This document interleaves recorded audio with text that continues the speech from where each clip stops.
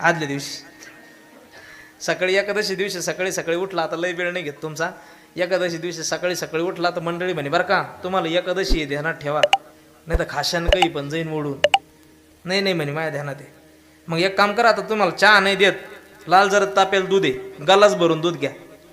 बरं बरं तू म्हणशील तसं.